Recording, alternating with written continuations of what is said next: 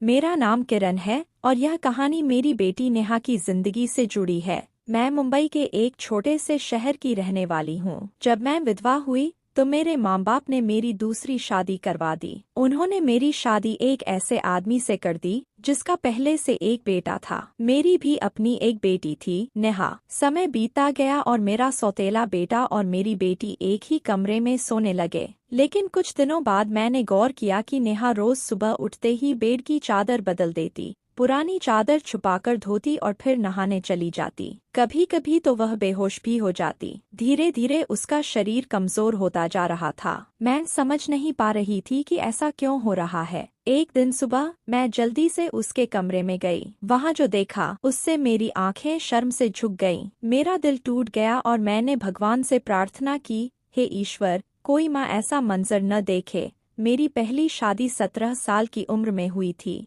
लेकिन 2 साल बाद ही मेरे पति का निधन हो गया। उस वक्त मैं सिर्फ 19 साल की थी। मैं अपने माँ बाप की इकलौती बेटी थी, लेकिन न जाने क्यों बचपन से ही मुझे ऐसा महसूस होता रहा कि मैं उन पर एक बोझ हूँ। मेरी माँ मेरे जन्म के बाद कभी पूरी तरह खुश नहीं रही और मेरे पिता को हमेशा एक बेटे की चाह थी। इसी वजह से वे मुझसे दूर दूर रहते थे, मुझसे कभी स्नेह नहीं किया। उनका व्यवहार हमेशा कठोर रहा और मेरे हर काम में उन्हें शिकायत ही नजर आती थी। परिवार की कुछ मजबूरियों के चलते वे दूसरी शादी नहीं कर सके और शायद इसी कारण उनकी नाराजगी मुझ पर निकलती थी। मुझे जल्दी ही विवाह के बंधन में बांध दिया गया। मेरे पहले पति एक सरकारी कंपनी में काम करते थे। शादी के बाद हमारी एक प्यारी सी बेटी हुई, जो मेरे जीवन की सबसे बड़ी खुशी थी। लेकिन किस्मत को कुछ और ही मंजूर था। एक दिन मेरे पति ऑफिस से लौटते वक्त एक सड़क हादसे का शिकार हो गए और उनका निधन हो गया। वो दिन मेरी जिंदगी का सबसे अंधेरा दिन था, जैसे सब कुछ एक झटके में बिखर गया हो। कुछ समय तक मैंने अपने सास ससुर के साथ रहने की कोशिश की, लेकिन उन्हें भी मैं एक बोझ ही लगी। आखिरकार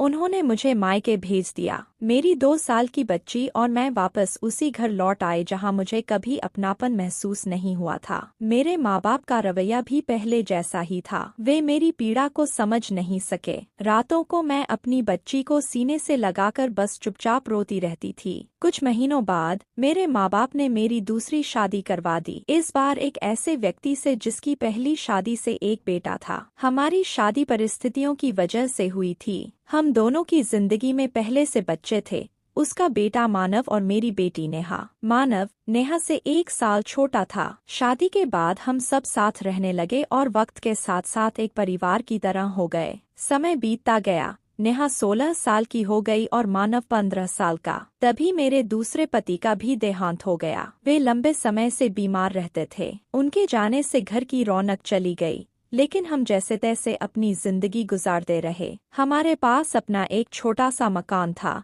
जिससे किराए की चिंता नहीं थी। घर में ही एक छोटी सी किराने की दुकान थी, जिससे थोड़ा बहुत खर्च चल जाता था। एक रात की बात है, जब हम सब सो रहे थे, अचानक एक तेज आवाज आई। ये आवाज मानव के कमरे से आई थी। मैं घबराकर दौड़ी और देखा कि कमरे की छत गिर गई थी। दिल बुरी तरह कांप गया, लेकिन राहत की बात ये थी कि मानव उस समय बाथरूम गया हुआ था और इसलिए वह बच गया। मैंने भगवान का धन्यवाद किया कि वह सुरक्षित है, लेकिन हमारे पास इतने पैसे नहीं थे कि छत की मरम्मत करा सकें, इसलिए हमने उस कमरे को वैसे ही छोड़ दिया। मैंने रसोई में अपना बिस्तर डाल लिया और बच्चों को कमरे में सोने को कह दिया, क्योंकि सर्दी बहुत थी। एक कमरे में दुकान थी और कुल मिलाकर 3 ही कमरे थे। हालात जैसे थे, हमें उसी में गुजारा करना था। एक दिन की बात है, मानव सुबह नाश्ता कर रहा था, लेकिन नेहा अभी तक सो रही थी। यह बात कुछ अजीब लगी, क्योंकि वह आमतौर पर जल्दी उठती थी। जब मैंने उसे उठाने की कोशिश की तो देखा वह बेहोश थी। मैं बुरी तरह घबरा गई और मानव से कहा कि पास के डॉक्टर को बुला लाए। डॉक्टर ने आकर बताया कि नेहा बहुत कमजोर हो गई है और उसे पूरा आराम चाहिए। जब उसे होश आया तो उसने कहा कि उसे चक्कर आ गए थे। मैंने उसे आराम करने को कहा और नाश्ता लाने चली गई। जब मैं नाश्ता लेकर वापस आई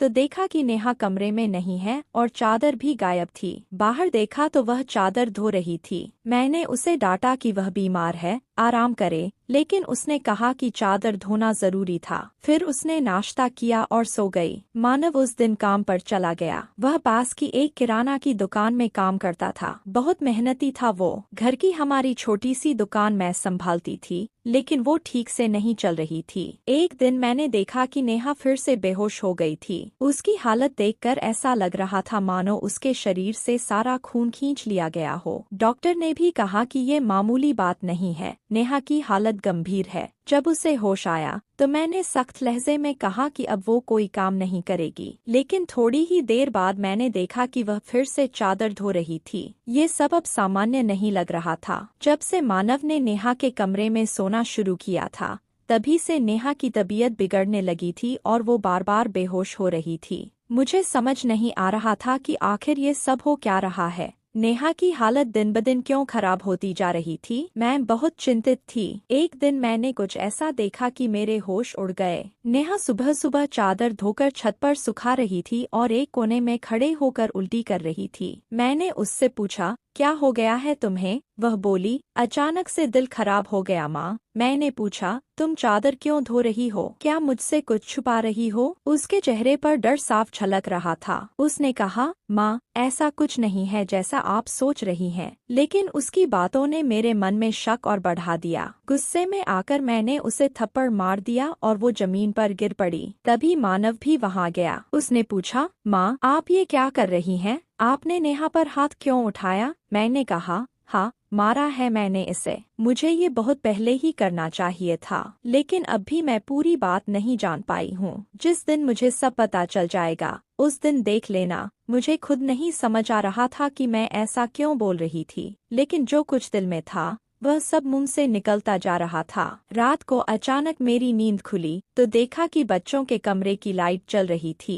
मुझे हैरानी हुई क्योंकि उन्होंने तो कहा था कि वे जल्दी सो जाएंगे। जब मैं कमरे के पास पहुंची तो देखा कि वे जाग रहे थे और आपस में बातें कर रहे थे। वे किसी बात पर बहुत खुश नजर आ रहे थे। मेरा बेटा कह रहा था, तुम बहुत खुशकिस्मत हो। नेहा ने कहा, हाँ, खुशकिस्मत तो मैं हूँ, लेकिन जब कल मेरी तबीयत फिर से खराब होगी तो माँ बहुत परेशान हो जाएंगी। बेटा बोला, बस कुछ दिन और, फिर सब ठीक हो जाएगा। उनकी बातें सुनकर मैं हैरान रह गई। अब मुझसे रहा नहीं गया और मैंने कमरे का दरवाज़ा खोलने की कोशिश की, लेकिन हैरानी की बात ये थी कि दरवाज़ा अंदर से बंद था। अब सवाल ये था, आखिर उन्होंने दरवाज़ा अंदर से क्यों बंद किया था? वो क्या छुपा रहे थे मुझसे? मौसम बदल रहा था। मैंने सोचा कि उन्हें दरवाज़ा खोलकर सोना चाहिए था। मैंने दरवाजे पर बार बार दस्तक दी, लेकिन फिर भी उन्होंने आधा घंटा लगा दिया दरवाज़ा खोलने में। जब मैंने कमरे में झाँका तो वहाँ सिर्फ वे दोनों थे, कोई और नहीं। दोनों ऐसे बैठे थे जैसे अभी अभी नींद से जागे हों।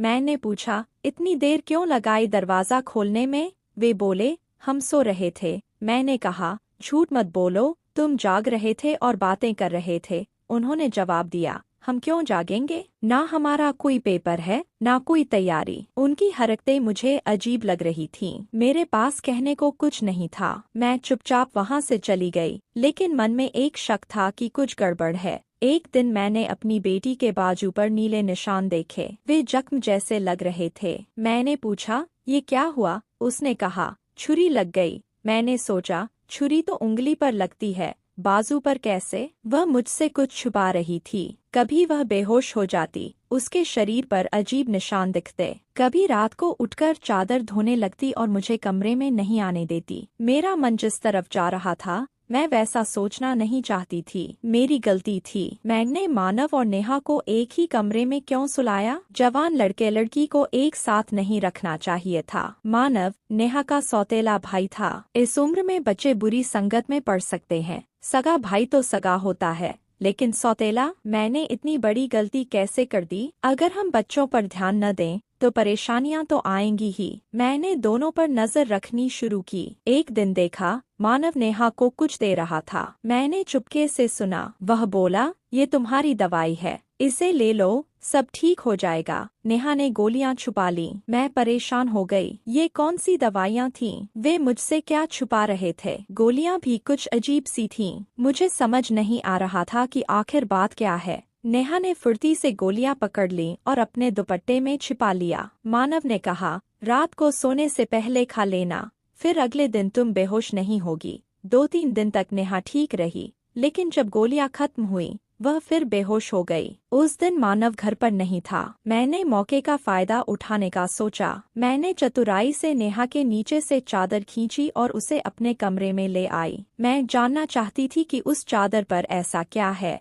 जिसे वह सुबह उठते ही धोने लगती थी, अपनी बीमारी का भी ख्याल न करते हुए। जब मैंने चादर खोली तो पहले कुछ दिखा नहीं, लेकिन ध्यान से देखने पर मैं दंग रह गई। चादर पर सफेद सफेद छोटे छोटे बाल थे, पूरी चादर उनसे भरी थी। मुझे समझ नहीं आया कि ये किस चीज के बाल हैं। मैं हैरान थी पर कुछ समझ नहीं पा रही थी। मैं सोचती रही कि ये सब क्या है। मैंने नेहा और मानव की हरकतों पर नजर रखनी शुरू की, लेकिन कोई नतीजा नहीं निकला। एक दिन नेहा को पता चल गया कि मैंने चादर देख ली। वह मेरे पास आई, घबराई हुई सी लग रही थी। मैंने पूछा, क्या बात है, क्यों परेशान हो? उसने कहा, माँ, वह चादर कहाँ है? मैंने जवाब दिया, मैंने धो दी। वह जाने लगी तो मैंने उसका हाथ पकड़कर रोका और कहा, मैंने सब देख लिया। उस चादर पर जो भी था मुझे बता, ये सब क्या है? तुम मुझसे क्या छिपा रही हो? मैं बहुत परेशान हूँ, मेरे दिमाग में बुरे बुरे ख्याल आ रहे हैं।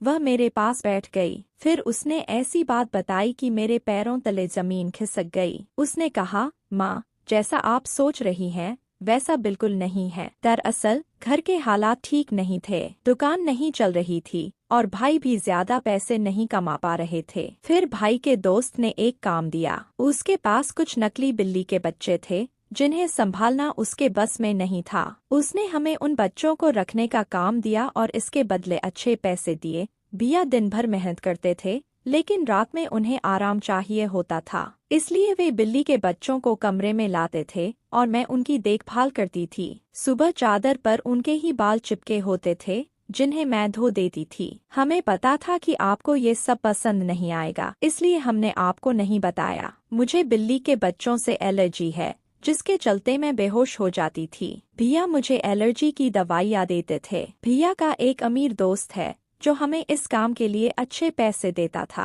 वो हमें एक दिन के 1000 रुपए दे रहा था। आज उन बिल्ली के बच्चों का हमारे घर में आखिरी दिन था, क्योंकि अब वो उन्हें दूसरे शहर ले गया है। हमने इतने पैसे जोड़ लिए हैं कि कमरे की छत बनवा सकते हैं और घर का राशन भी ला सकते हैं। हमें मालूम था कि आपको पालतू जानवर पसंद नहीं है, इसलिए हमने ये बात छुपाई। जब आपने हम पर शक किया तो हमें बहुत बुरा लगा। आपने हमारे बारे में क्या क्या सोच लिया। भैया ने हमेशा मेरा ख्याल रखा है। उनके पिता इस दुनिया में नहीं हैं, फिर भी वे मेरे साथ हैं, क्योंकि वे मुझे अकेला नहीं छोड़ना चाहते। उन्होंने मुझे अपनी सगी बहन की तरह माना है, कभी कोई गलत बात नहीं की। वे दिन भर मेहनत करते हैं और रात में मैं उनकी मदद करती थी। मैं उनकी मदद कर रही थी ताकि उन्हें थोड़ा सुकून मिले। जब मुझे सच्चाई पता चली तो मुझे बहुत दुख हुआ और खुद पर गुस्सा भी आया। मैंने अपने बच्चों के बारे में कितना गलत सोच लिया था। मेरे बच्चे तो उससे कहीं ज्यादा अच्छे हैं,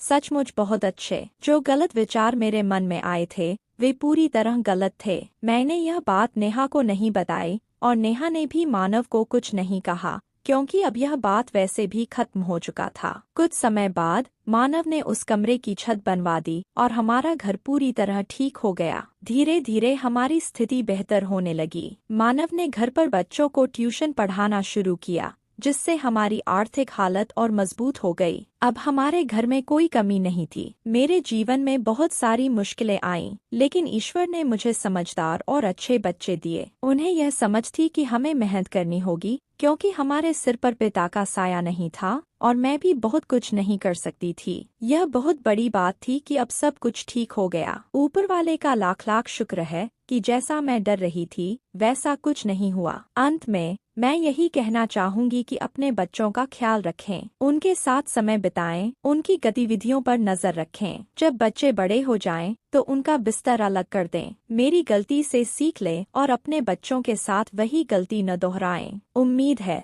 आपको हमारी कहानी पसंद आई होगी। अगर कहानी अच्छी लगी हो तो इसे लाइक करें, चैनल को सब्सक्राइब करें और नोटिफिकेशन बेल दबाएं ताकि आपको नई कहानियाँ